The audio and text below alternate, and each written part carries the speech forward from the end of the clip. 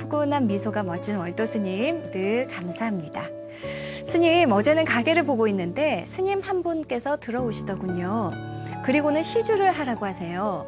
그래서 전 다니는 절이 있습니다 라고 했더니 부처님이 절에 있습니까? 여기 있습니까? 하시더군요.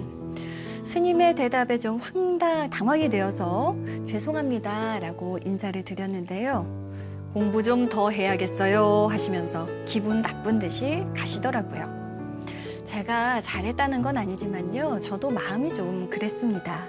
간혹 가게에 있다 보면 이런 스님들이 오시곤 하는데 이럴 땐 제가 어떻게 해야 할지 마음에 우러나지 않아 그랬을 뿐인데 속이 좀 상합니다, 스님.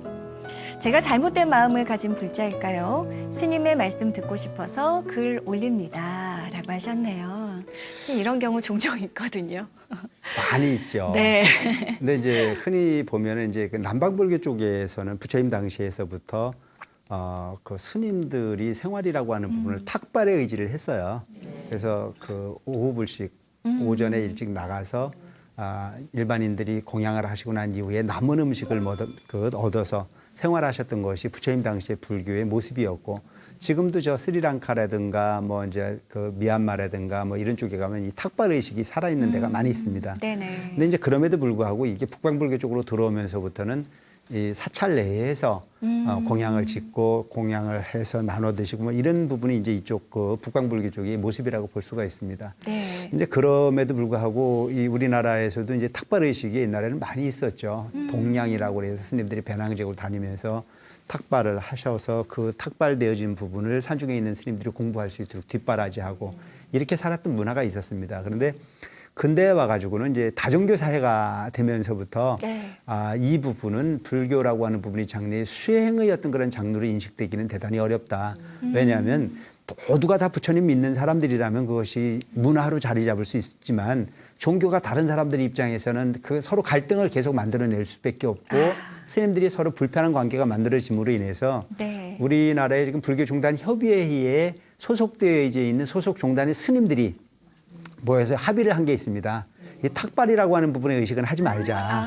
그래서 불교의 어떤 수행의 장르의 하나인데 그것은 국가적 부분으로 이게 뭔가 소통이 됐을 때 모르지만 지금은 너무나 다종교 사회 속에서 갈등을 이야기할 수 있는 부분이고 또한 불교를 천시할 수 있는 부분일 수 있는 부분이만큼 하지 말자라고 약속되어진 부분입니다. 그래서 지금 탁발을 하고 다니는 모습들은 보면 정식 스님일까라고 하는 부분은 좀 이렇게 의문일 수 있습니다.